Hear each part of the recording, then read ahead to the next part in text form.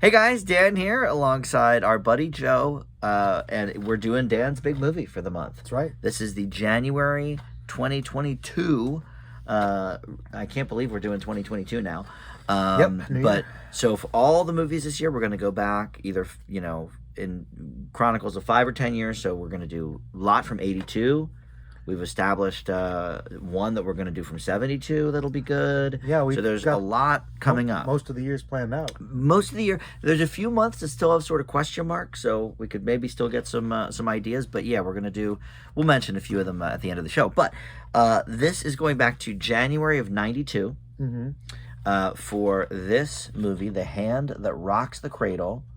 And then we also have another 92 movie to pair it with a very similar theme from later in the year, Single White Female. We almost say same movie. So, in many respects. In a lot of ways. And what's funny is when we were looking at the whole year and saying like, oh, what movies can we do? We also realized, well, Fatal Attraction was 87. And so we were like, oh, well, let's maybe do that. And then we were going to pair it with Basic Instinct, also 92. which was from 92. And I said, look, we're already doing the crazy white woman show for this. So we got to mix it up a little bit. Well, so we decided against that. But those are both, you've not seen either. No. Fatal Attraction is a great movie. I don't really remember Basic Instinct very well, but I want to say that though I feel like these are almost like the lesser of the double by extension reputation wise. Right? That is true, but when you think about it, January is the dump month. So a lot of the Januaries and I feel like the Septembers are never usually that great, but this is a movie everybody knows. Well, that's the thing. You always get the occasional surprise. And this was number one at the box office for 4 weeks. It was a big success.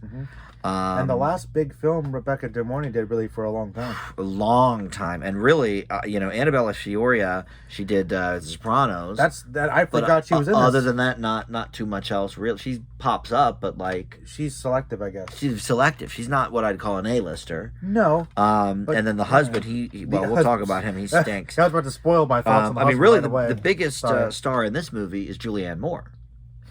For all time here. At the time, Rebecca De Mornay obviously was very hot, but she had the biggest career. She had huge career going. Yeah. But standing the test of time, Julianne Moore. And she's one of my favorites, but she's got a nice little bit part. But we almost forgot she's only in 3 scenes, really. And she has a great ending. Great ending. Your favorite scene, practically. All right, so look, when we do these Dan's big movies,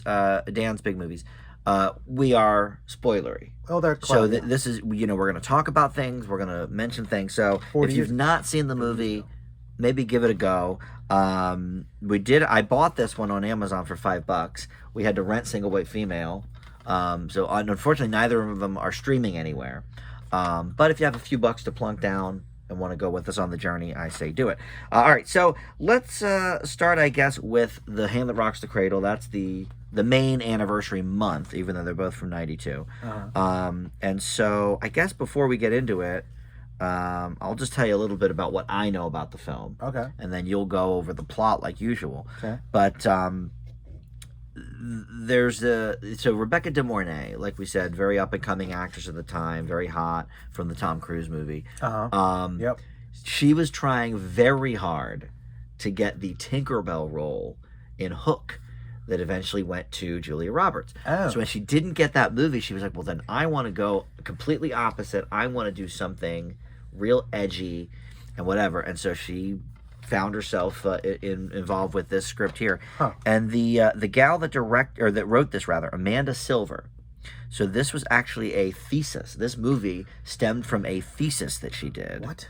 It doesn't say, unfortunately, what the... She wrote an essay. It's for film school. So in film school, I guess maybe the thesis is actually making a script. Like a plot or something. That's cool. But in any event, she went on to... I didn't recognize the name, but she went on to either write or produce all of those recent Apes movies. Really? With Franco. Huh. So that is part of her oeuvre or whatever you call it. Oh. Her filmography. Filmography. Yeah. So let's see, what else? She co-wrote that horrible Jurassic. But she directed one of your favorites, The Relic.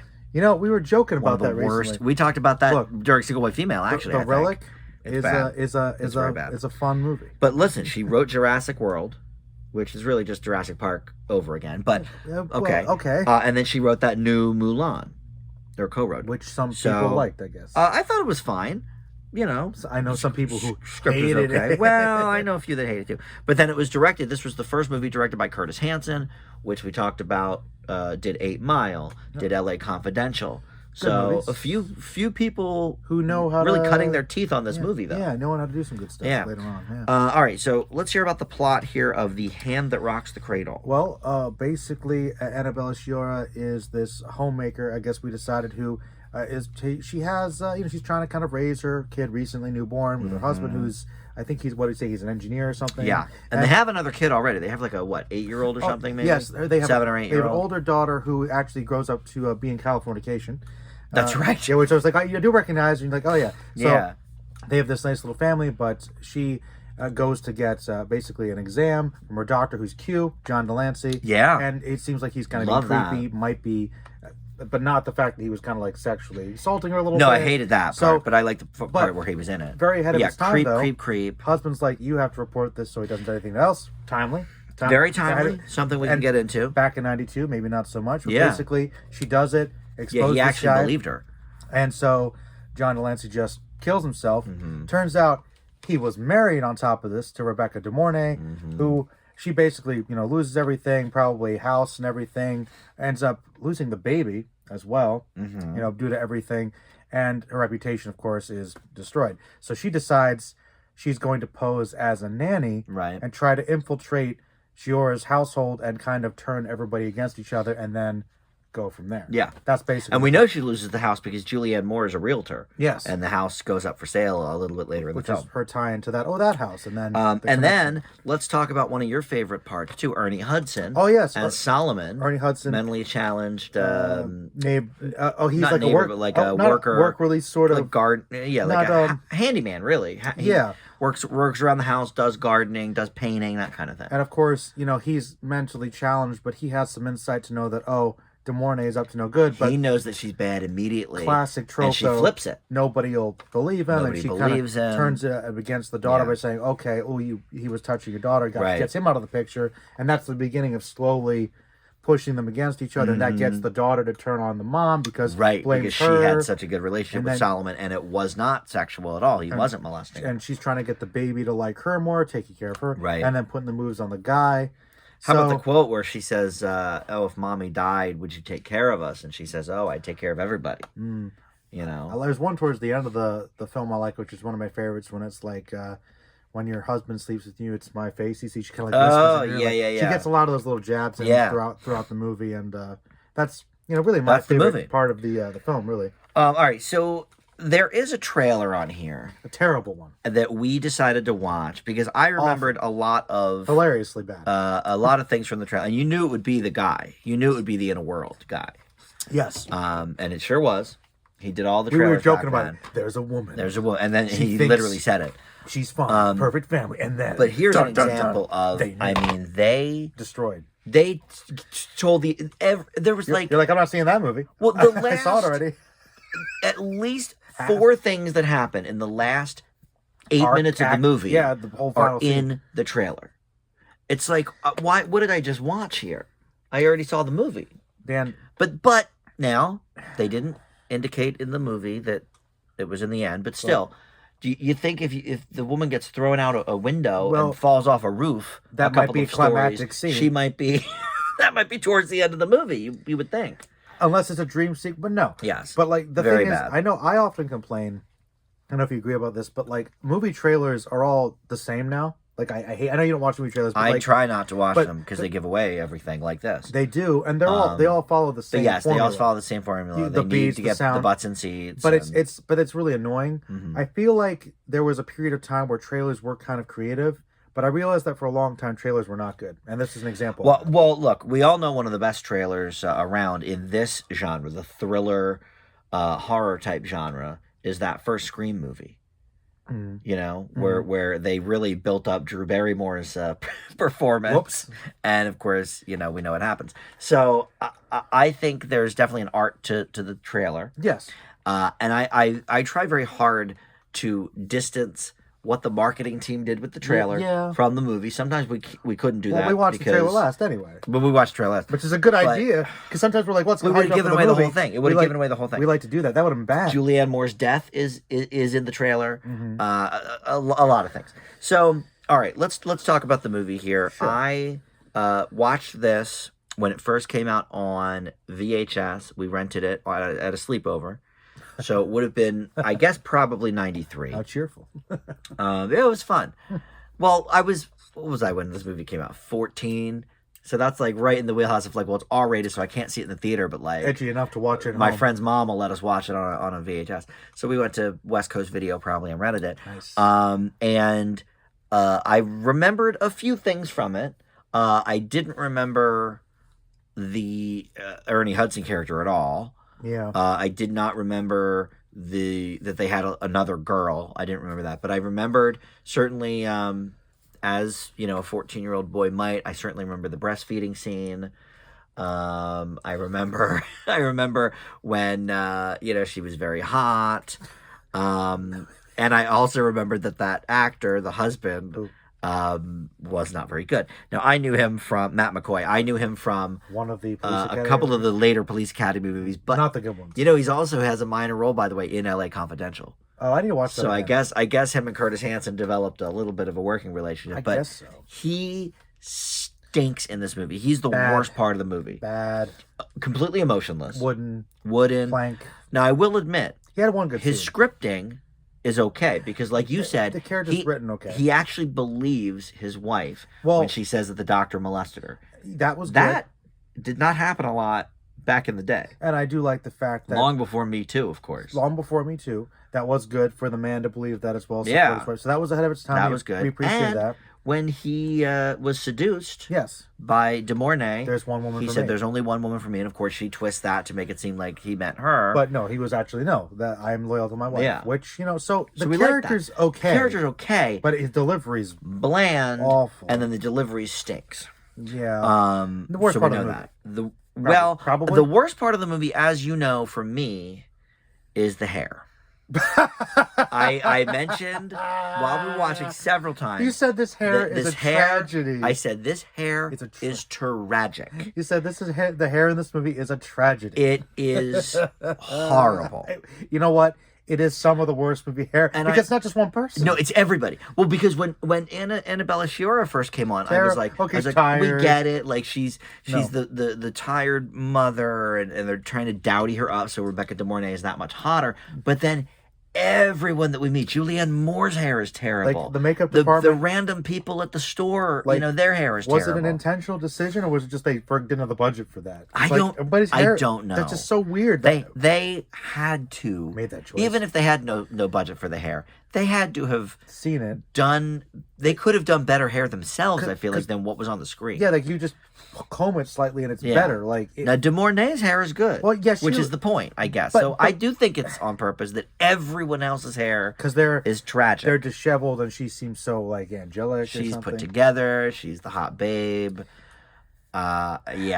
Whipping her breast out. We got it. You back on the breasts again. Well, a lot of breasts tonight.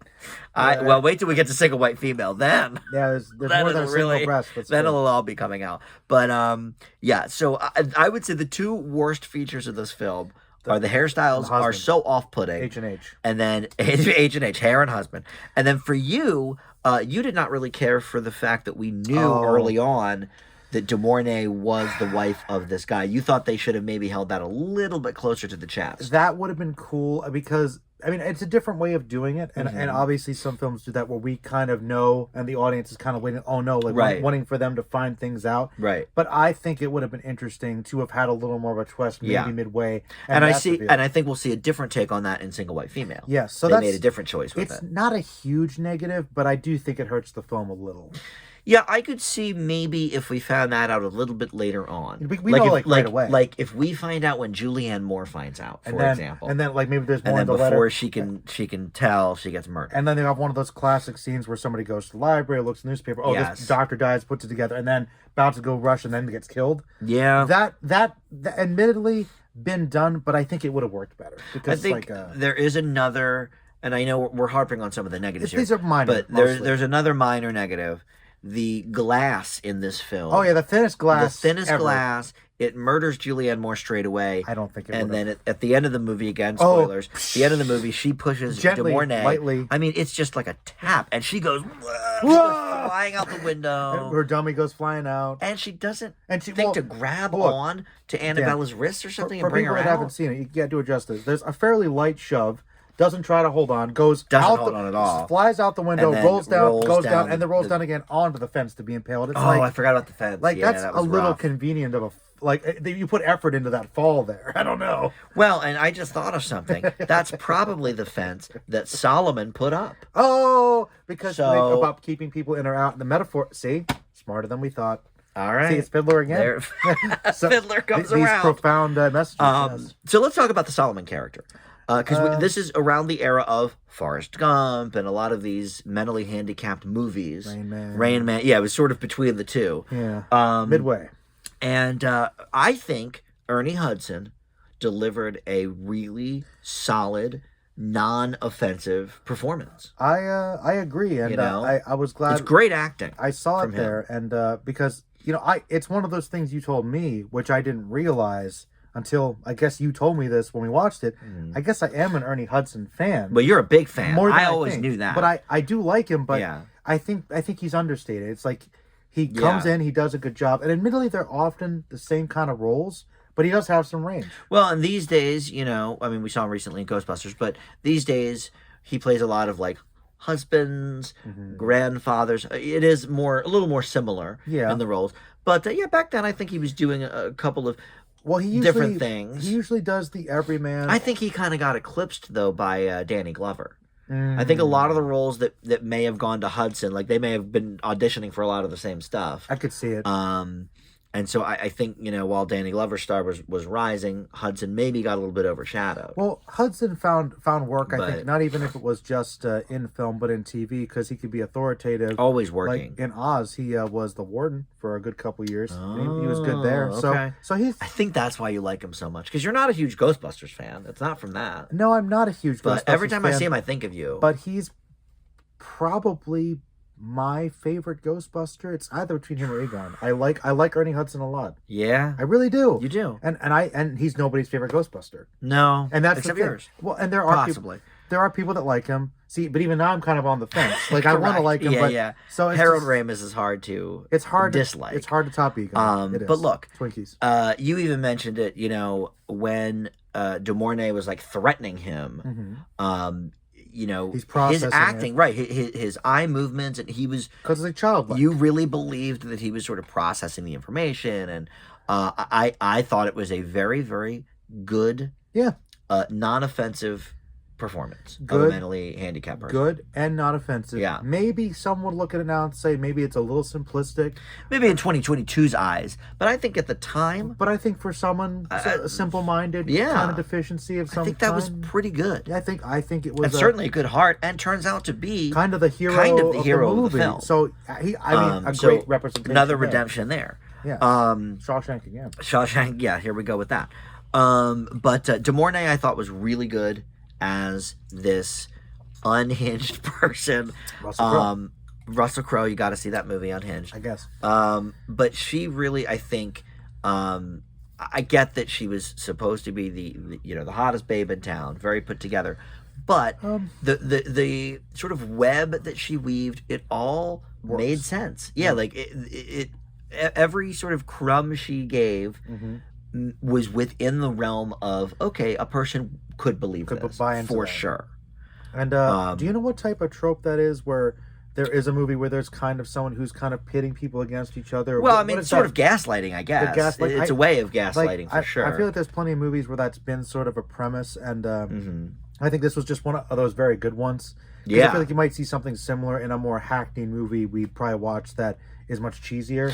Yeah, I think that the script here, written by the Planet of the Apes babe, is definitely Pretty well constructed. Yeah. Yeah. So yeah, I love that part of it. Annabella Shearer, we didn't really talk too much about. I think she's fine. She does an all right job. She's pretty good. Yeah, I think the character is meant to be so plain. Anybody could be her. that she's an every woman. Her hair stinks.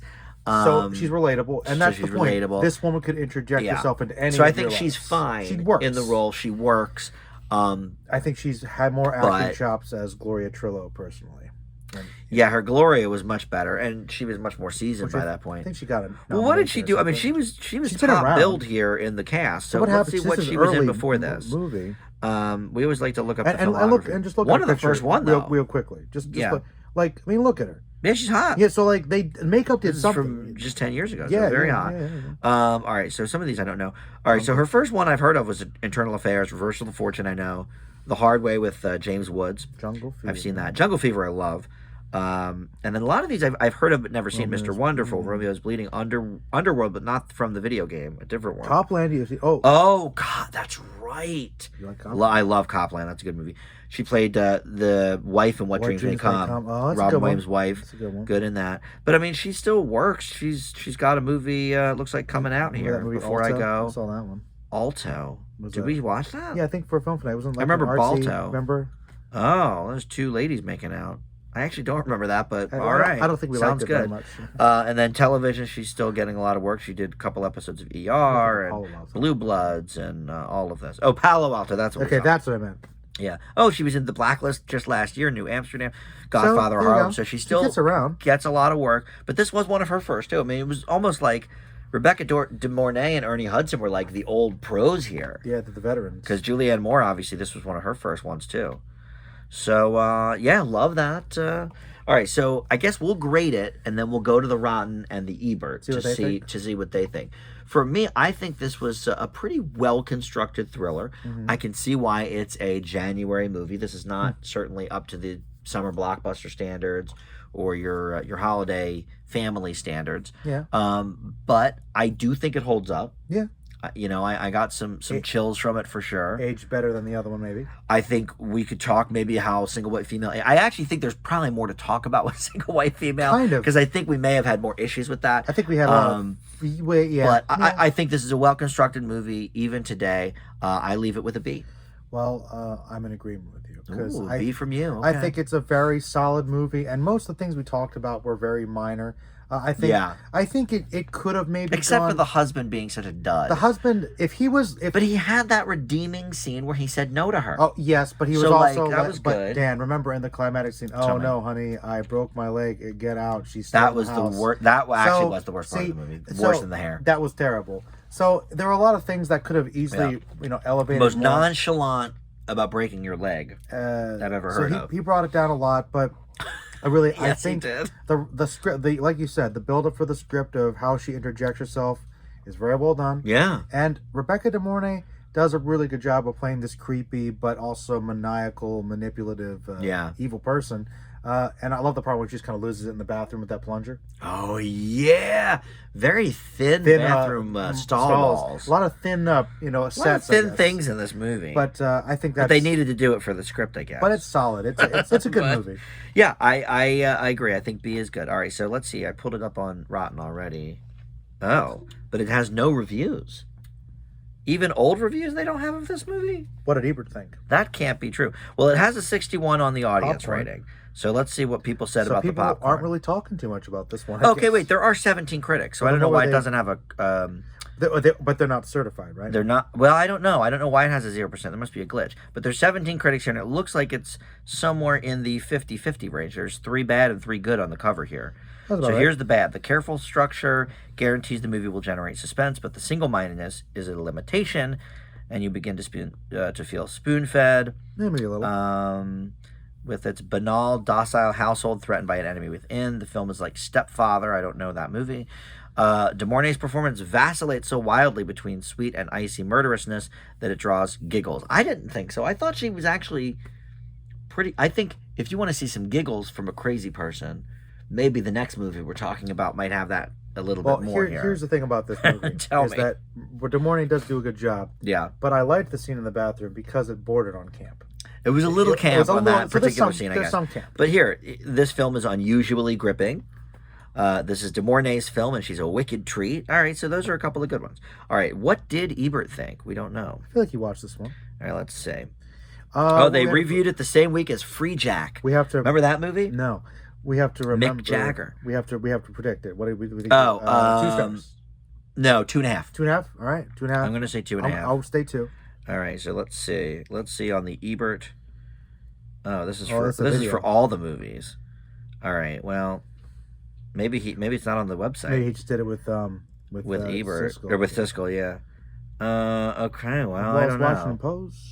So with No, Chicago. Some. All right. Here's a movie about. Wait, is Curtis Hanson dead? I guess so.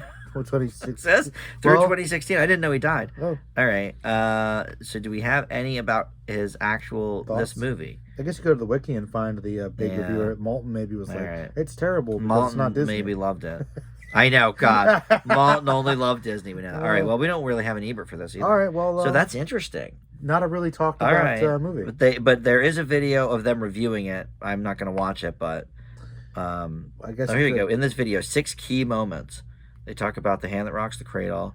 All right, let's see. Oh, we're going to listen. Oh, my gosh. Here we go. So this is like my Masked Singer videos where we it. do the reveal here. Here we go. We'll hear it. Well, we can. It's only like 2 minutes, remember? We'll just comment. We'll do audio comments. Did the agency just tell you stop on by? Well, no, I'm not with an agency. Come on, would anyone really... He didn't like it. He didn't like that Siskel's line. Oh, my gosh. He's not a fan Okay, at so all, we got to find Ebert. All right. There we go. You can pick up the paper and read about killer nannies right now. See? Ebert liked it. He said this is realistic. I was just on vacation. They had her picture all over Oh, my God. Wow. But apart from that, in most of these thrillers, the premise is not too likely. Look at Fatal Attraction. They mentioned Fatal Attraction. Siskel's not having it. Siskel hates it. Ebert, all right. So I think we know where it's going. I think it sounds like a big thumbs down for Siskel and a borderline thumb up for Ebert. He can tell you. So I think my 2.5 might be on it. He's defending it a little Yeah, bit. I think my 2.5 could be on It's not that ridiculous. All right, so let's get into Single White Female The hand here. that rocks the review. Oh my gosh, what a mess. Sometimes the reviews just aren't on his site, I guess. But I'm glad we found something. We found something for sure, and I think Siskel hated it. I think we know that. That sounds kind of funny. So the next one is Single White Female. And this is another one that I believe I saw when I was a kid, but I didn't remember. I feel like I knew things that happened because of like the VH1 I Love the 90s and like random stuff like that. I don't know if I've ever actually seen it before the other day. I have not seen it at but all. you definitely had not seen it. But I know, but once again, you wanted to show it to me because you were like, Joe will like this movie. Joe really liked this movie. See? No, I never... Did I say that? Because I'm very sick, remember? Because you're a sickie. I'm sick and there's a lot of boobs in the movie. Yeah, yeah, boy, all the nudity. I mean, this movie verges, before we even get really into it, the meat and potatoes, this movie verges on softcore porn, for sure. I was going to say... This is like a Skinamax. There are erotic thrillers. This is meant for it. And then this is literally a porno without the actual sex scenes. Right. Well, there's a couple of sex scenes. But it's almost softcore porn. Like it's lots of nudity. Skinamax, they would have put Skinamax for sure. Yes. And this is, psychological erotic thriller, it says. Which so is fine, sense. But I didn't realize that. I didn't realize it either, and I certainly didn't remember it if I saw it. Probably the sexiest movie we've watched on Dan's Big Movie, I guess you could say. Right? Yeah, I mean Charlie's Angels had sex appeal, but nothing more than this. That was pretty tame by comparison. The sexiest movie we've done on Dan's Big Movie, I would say. Yeah. And I mean, look, they're beautiful women. Yeah, Bridget Fonda and Jennifer Jason Leigh are the stars. It's fine. So before we get too far into the plot, which you're going to give us, of course. Oh yeah. So this was another big success. It was made for $16 million. It made $84 million. Sure, it was. Well, yeah. I mean, look. This is how older men used to get their jollies here before another time. Before the internet, I guess. But look, also it was an August release, dump month again. End of summer. So.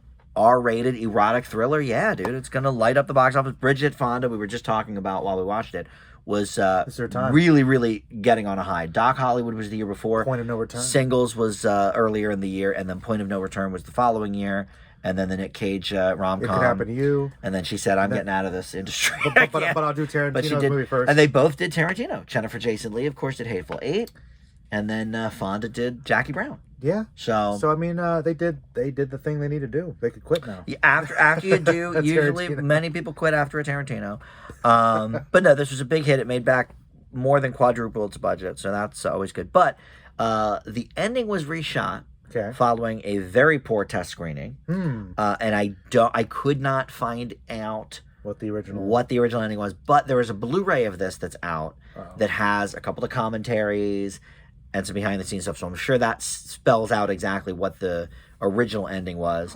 My guess would be, and again, we do spoilers on this, my guess would be maybe she gets away and you know, people know they want the catharsis of I think that is what needed to happen for this movie. Well, it certainly added more fun. You were like, well, yes. That's kind of the part, the campier part of both these. You start cheering at the end, like, what? Hit Actually, that bee, yeah, you know, with the broom, or get her, you know. So what else can I say about this movie? Oh, here's something I learned. Tell me. One of the people who originally auditioned for the Bridget Fonda role, and I can't see this working at all. Okay. Whoopi. Now, we've talked about a lot of Whoopi so far. We're going to do Sister Act 1 and 2 later on this year for Dan's big movie. But I don't see it. Well, she would have been a bit too old. Yeah, so she's not. I feel like you need somebody who is like in their young early 20s, who needs a roommate. Single, right? At that point, she had already won the Oscar for Ghost. Yeah, I think she was a little old for. She had to be in her mid-30s at least. I'll tell you what, I have this image of Whoopi in my mind, mostly from her later career and her personality. Right. But as we saw with Burglar and Jumpin' Jack Flash, young Whoopi, she could probably do a thriller. She certainly could have done one. She could do a thriller. But I think this particular one, you need someone in their young 20s. Well, the premise, and you know what, not to belabor a point, but I think it would have sold the sense of paranoia and dread more if it's a single white female in a city on her own in the city. And if it was a young black one, it wouldn't have been as marketed as well. And also, we talked about this a little bit with Jumpin' Jack Flash, I think it was, where she was in that beautiful dress. Whoopi was pretty sexy in that scene. Yeah. But people do not think of her as a sex symbol. And Bridget Fonda is the cute girl next door. Which you thought maybe is one reason why she got out of it so young. Look, she comes from Hollywood royalty, so she doesn't need the work. Do we have to be naked in every scene? But she was naked in almost every. I can't see Whoopi doing that. No. And then also, both of these women look like they're freaking 16. At many points in this movie, they look very young, which is a little weird. So I don't think it would have been right. No. I think it would have been a very different movie. So, anyway, this is based on a book called SWF Seeks Same, which came out in 90. Wow. So, quick turnaround. The book, I guess, was enough of a success. They said, let's make this into a movie. I wonder how the book ended, though. I wonder if I should look into that. If the original movie had the book ending and they said, we got to change this. People don't care for it. All right, so what happens in this movie? It's pretty simple synopsis for this one. One's very simple, actually. Basically, Bridget Fonda is a young single white female in New York. I think she's a graphic designer or something with... Yes, looks like a fashion designer maybe, or consultant, Yeah, like a fashion consultant. She's got some really cool early 90s those computers tech, which is very, very advanced for the time. She's trying to do that. It certainly makes the film more dated, by the way, than Hand That Rocks the Cradle. It does, but I still thought it was cool. Like, that's common. Yeah, now. I mean, it's nice to see the 92, the latest technology in 92. Some movies I get it. Can reflect their time and not be bad. No, and I'm not saying it hurts the grade necessarily, but it's just something to remark. But basically, she's trying to make it on her own, struggling, and she needs to find a roommate. And after putting out an ad, she does, and it's Jennifer Jason Leigh, and they start kind of interacting. Seems fine at first. But then Jason Leigh kind of starts really wanting to get close to her, emulate her, and also she starts taking her clothing. Starts having the eventually does the hair the same. They have the exact same hair. Yeah. And really, it just continues to escalate to the point where she becomes jealous of her interactions with this person she's seeing. This guy, good old Steven Weber from Wings, when he proposes to her, and then her roommate starts to kind of go off the deep end, and a lot of jealousy, a lot of starts to crazy stuff. Start to do crazier things, and eventually people get neighbor killed. Neighbor upstairs tries to intervene, and then we kind of find out later as bodies are starting to kind of drop. And it looks like almost like there's more murder in this movie than Hand That Rocks the Cradle. There is, and it kind of almost leans to a certain way. We find out that this person has done this before. She might be mentally unstable and on the run, and kind of tries to interject herself into other people's lives and then almost take their identity, Right. almost framing them for things she's doing so she can move on. Yeah. Which is kind of where real gaslighting. That's in, And I think these are both the gaslight double here. And to its credit, I didn't think about that necessarily. I thought, okay, she's just weird trying to become her, but because this is the early 90s, maybe she looks exactly the same, dresses with the same haircut. Right. People see, the last person to come out after this apartment after he dies looked like that. Right. Who else would that be? Well, and let me tell you, I was like, one thing I read about this movie. So the sex scene towards the end, where she goes in as Bridget Fonda to have sex at the hotel with Steven Weber. Oh, Jennifer Jason Leigh was still in makeup at that point, so they had Fonda actually start the scene. So it's actually Fonda herself coming in the room doing Jennifer Jason Leigh doing her, and so it's kind of meta in a way. But and I'll be honest too, just as a side point, this movie obviously is an erotic thriller, which I didn't expect it to be as erotic. I mean, very erotic. Even lots of boobs. Like for the time though, like I could see like, all right, a lot of skin, a lot of stuff kind of against the window, or you've got a profile shot, that's fine. But the scene where Jason Leigh is basically going down on the guy, giving him some moral satisfaction to conclusion. Oh yeah, we see some things of his. That's the earliest I've ever heard in a big movie where they literally say that.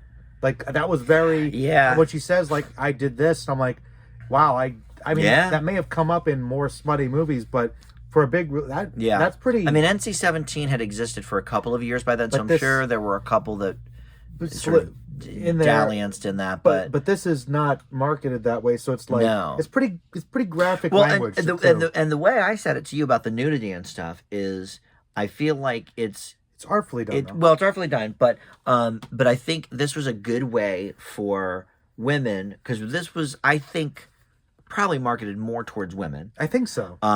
So they drag their boyfriends and husbands along, and they're like, "Oh, I don't want to see this movie about the crazy women."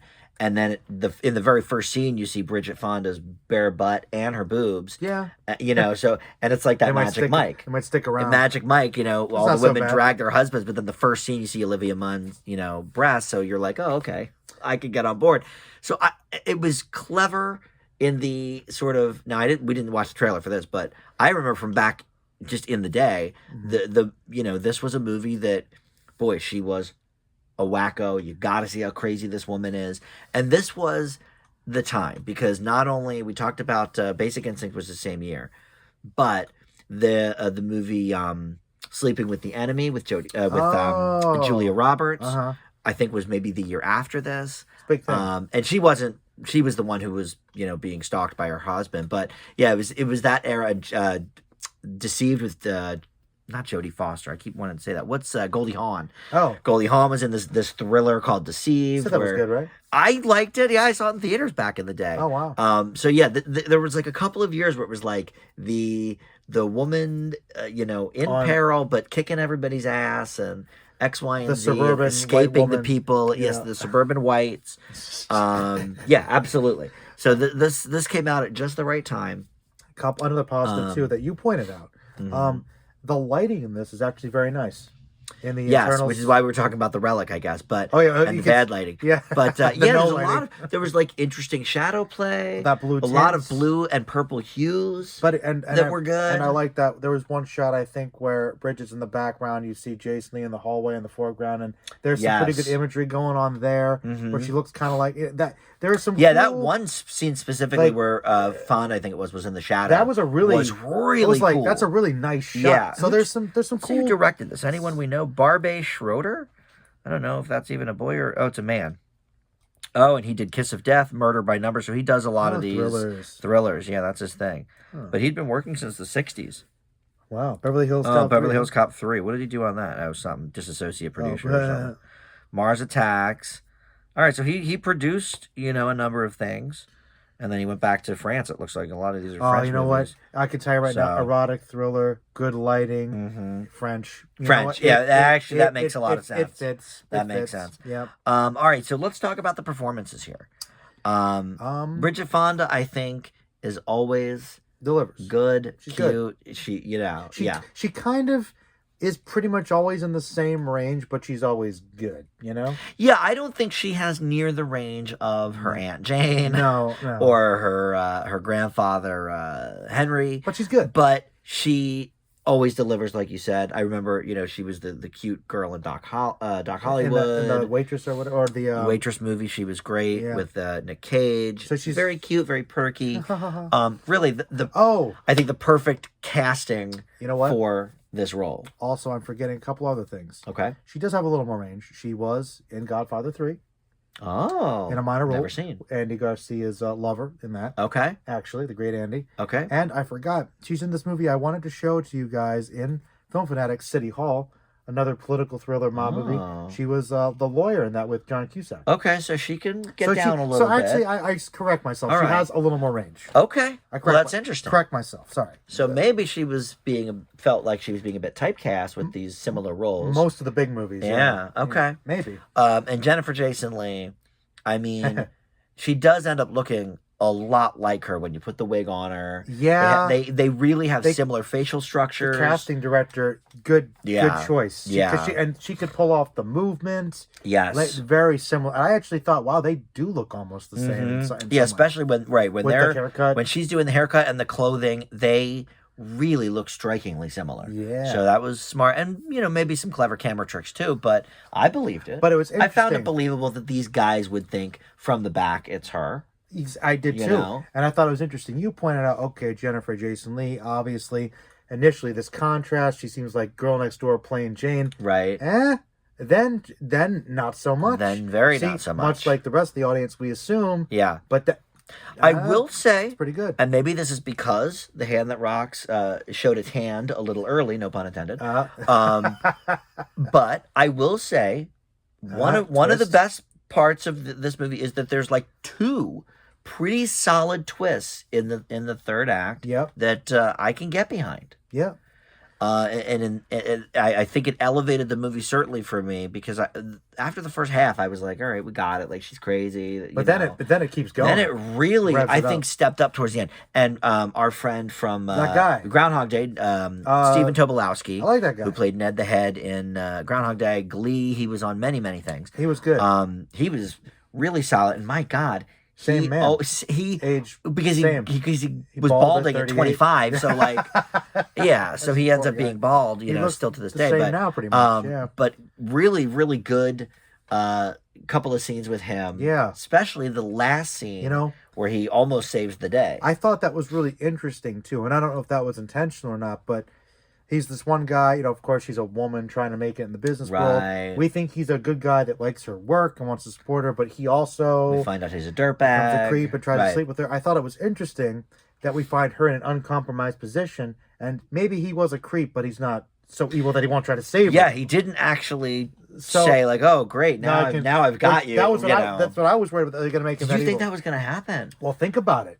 Like, maybe he would have found her, and I guess, but at the same time, I would think... He was more concerned about the money? No, I was going to say... Or he would try to get revenge or something that he was probably scared for his own life, too, knowing that she was still in the house somewhere. Maybe. But I figure, when he first met her, when he first saw her there, it was like, okay, what's the first thing going through his mind? I'm glad, and I was surprised they went that way, because I thought, okay, he's not a great guy, but he's not the worst, No. But... I think Jennifer Jason Leigh does a good job again with the DeMornay character. Her character thinks a few steps ahead, and is cleaning up her tracks, and it's pretty clever. And I thought that she was going to be unhinged and like really chaotic and crazy. Russell Crowe again, but she actually is methodical, and also she's got this process, and really I think she has more of an even temperament than DeMornay. Oh yeah, because she's less driven by emotion. Like I'm just doing what I got to do. Like I loved what she's doing to survive. Whole last act of this movie when she's got the gun out and she's holding her hostage. It's like I'm going to take you away, and then the big fight in the weird basement that apparently is in all these old. It's the Rosemary's Baby basement again. Which Annabelle does it. Yeah, I think that's all Rosemary's Baby because all the old buildings, I guess, in New York had the weird furnace. I think that actually is true. But I like the location. It's creepy. Yeah. And, Yep.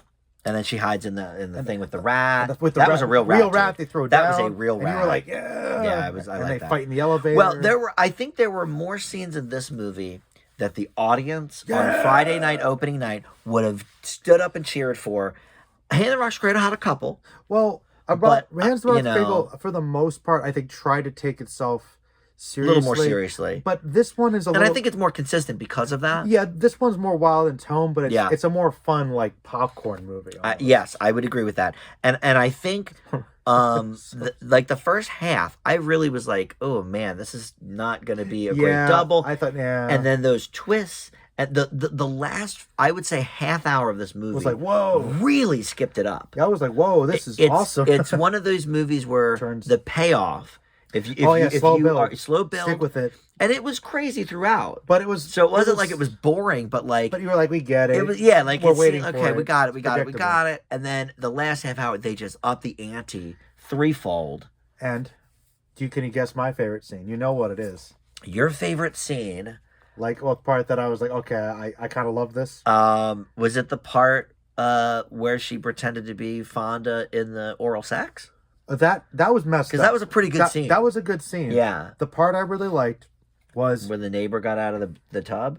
That was good That because was he's going to good. save her because we thought That he was was pretty dead. good. There was a lot of good moments, but honestly, I liked what... Because I didn't think she was going to go that far where she just has Bridget Fonda taped to the chair. Like she's stuck there. How's she gonna get out of the it? MTV part. And then she... Front 242. And she's like, okay, I'll give you something to watch to kind of be nice. And then Yeah. she crunches the volume up to get a noise complaint. Right. And instead of having Which almost metal, worked. She used front 242. Yeah, whatever was Some on MTV at the time, which was front 242. Master it hit happened or to whatever be. it was. I'm like, I Yeah. know that song. I just, That is your favorite that was part. obscure, but I like that's awesome. Yeah, so yeah. I liked that. That was clever. I liked Yeah. that. And it good- almost worked. Almost did. And good volume on the TV. Those Very old good. TVs. Yeah. Yeah. Real good volume on the TVs. All right, so overall, we'll check the Rotten here in a second. For me, I think this is also pretty good. Yeah, it's pretty good. I think it's a little bit of a step down Sure. because it does take that slow build. But the slow build works though. I think it actually works. I'm going to leave Single White Female with a B-.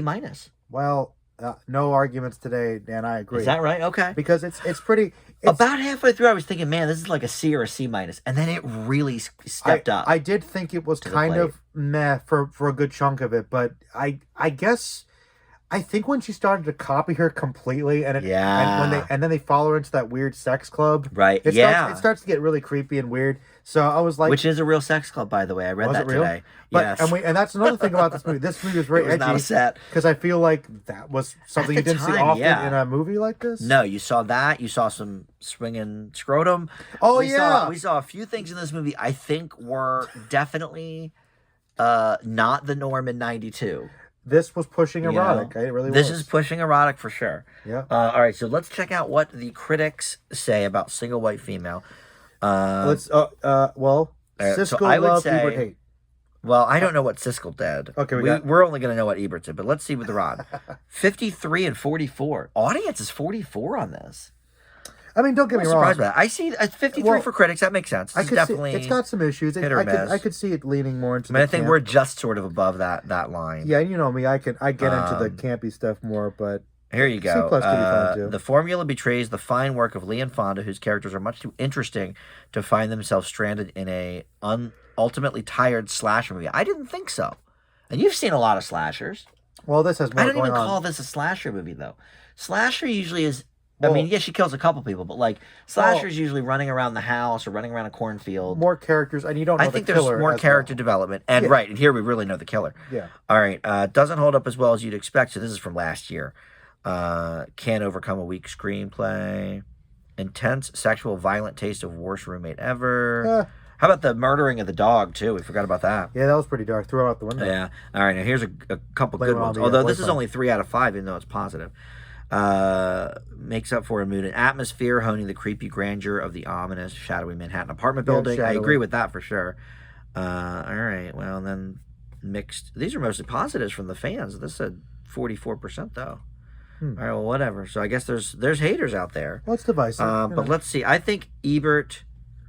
I'm gonna say 2.5 again. Oh, you think you liked it? I think he liked it about the same as And the Rock's the Cradle. What do you think? If he actually reviewed it. He did, because Okay, I had Googled it so it would be here, but I didn't Well, pull then it up if yet. he liked Let's Rebecca say. De Mornay, maybe 2.5. Why not? Okay, I'll stick with let's you. say. Why not? Oh, 3. wow, too much. That's a little too Too much much. for those. Too What much. did he say? Likes Bridget Fonda. Likes the Fondas, I bet. Fonda. Oh, that's Hollywood royalty. You know what? Hold on. By the way, before this is the beginning. Before we get into, I had this idea about 2 years ago. When COVID started, we were really just bouncing ideas off each other. I had several ideas focusing on an actor or a set of actors. And the first one I came up with, one of the first, we talked about DeVito December. It needs to happen. But it needs to happen. But Fond of Fonda, so we could watch movies of Henry, Peter, Jane, and Bridget Fonda at random and talk about them. So this sort of acts as the first unofficial Fond of Fonda. Backdoor pilot. The backdoor pilot of Fond of Fonda. Crazy About Cranston was another one I want to do at some point. Yes, that's a good one Bryan too. Cranston. All right, so he liked it. Hedra, that was her name. What a bad name. Hedra. She picked. Hetty, right? Yeah. All right. I've long avoided a generic approach to film criticism, evaluating movies as examples of what they aspire to be. I think that's kind of your philosophy. It is. No genre is beyond redemption or beneath contempt. I agree with that. Here, the slasher genre is given its due with strong performances and direction. I don't consider this a slasher movie, though. Yeah, this isn't really... I consider this a psychological thriller. It's interesting or erotic he says thriller. that because I think Ebert, we always say, seems like he's typically harsher, or he was. Yeah. And notoriously hated slasher movies, except for, like, Halloween. Single white female. And single which is a slasher movie. Which is barely... Like, Psycho's kind of the beginning, but once again, we know him and he killed like 2 people. It's not... Right, It's not a slasher It's movie. sort of the beginning of the genre, but it's not what the genre became for sure. Like, Halloween's a slasher movie, which is good, but we care more about the victim than the killer. Right. Yeah. Which we could certainly go off on a number of chances with that. But I'm surprised he liked this actually a little more than Hand That Rocks the Cradle. But whatever. You know what, though? I think artsy we're direction, French stuff. Good shadows. Good shadow lighting, cinematography. Yeah, you're right. I don't know. And strong females. Strong females. I don't know. Yeah. Maybe. Yeah. Actually, this movie does have... more interesting characters. This has 2 strong females. Hand That Rocks only had the one. And the other characters... Annabella Sciorra was not strong. That might be that the was difference. her point, I guess. I think we know more and care more about Bridget Fonda, whereas the Milquetoast family is kind of right, especially that dumb husband. The best part's Ernie Hudson, who gets thrown out. Like, right, well, I guess you're on your own now. Shouldn't have got rid of him. So yeah, I guess that's true. Maybe that's I will agree with that. I think the characters in Single White Female are more interesting for sure. Dynamic a little more. So all right, well there you go. I think it's been I guess last month we had 2 very high positives. I was going to say lately though it's been a lot of more middling ones. Because Burglar, we didn't really care for. Dan, Romeo and Juliet and Hamlet, neither of us really cared for. Ask the people who watch or listen. Yeah. But we try to watch movies we think will be interesting to talk about or theoretically like. Yes. But I do we like don't try to pick duds, that's for sure. I do like it when we occasionally have one we don't like, so it doesn't make it seem like we just like everything. Yeah, I think, and a lot of them we have never seen before. Yeah. You know, some we have, some not. That's true. All right, so far for this year, we've pinned down that we're for sure going to do The Godfather 1 and 2 for March, 50th anniversary of the first one. Sister Act, I think, is May. Okay. And we're going to pair that, of course, with Sister Act 2. Whoopi again. We always do her. Back in the Habit. And then June is E.T. and The Thing. Yep. 2 from June of 82. The big rivalry. The big rivalry. And this will be now the 40th anniversary of both in the month. That's awesome. Because we wanted to do a couple of sci-fis. We haven't done much sci-fi or horror. We got some horror this month. A little bit. And then animated we haven't done yet either. I think we're going to do an animated at some point. July or something. Yeah, I mean, July had Aladdin, I think. I'm fine with that if we can't find And there's a few other ones. Summer obviously is a big animated time.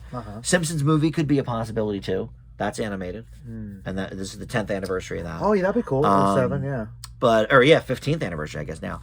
But what else? Oh, November is No Country for Old Men and There Will Be Blood. Yeah, same month of the same year. That's a heavy It's going to be a heavy one. And I've only actually seen one. I've never seen There Will Be Blood. I love that movie. So I know you do. And then we have a couple that were like, we don't know. Maybe we'll do this. Maybe we'll do this. But for next month, February, we decided on the Stallone Crapo double. Because there's a lot of Stallone we could have done. In fact, First Blood was 82. Yeah. As was Rocky 3. Yeah. So we could have done something with that. But we decided, because February is also kind of a dump month. So there isn't a whole host of great things. We'll do some dump We decided to see Over the Top, which I've Never Heard of. seen. And we've heard of it, and it's Arm a wrestling classic movie. punchline movie. Yeah. And we're gonna pair it with, I'm not sure yet, maybe Tango and Cash, I mean, maybe Cliffhanger. Cliffhanger might be a little too or Daylight, maybe. recent. Yeah, like I feel like there's got to be some. Oh, or we were maybe going to do Stop or My Mom Will Shoot, which would have been 92. That would be pretty good. So that's an anniversary as well. So we may do something with that, but Over the Top for sure will be the main movie. But there's still a few months that are question marks. We're not positive what we're going to do. So if you do have some suggestions, let us know. And we'll see. But thank you, Joe, for joining. Another big movie in the books. Yeah. And we'll see everybody next time. Thanks for watching. Thank you. Bye.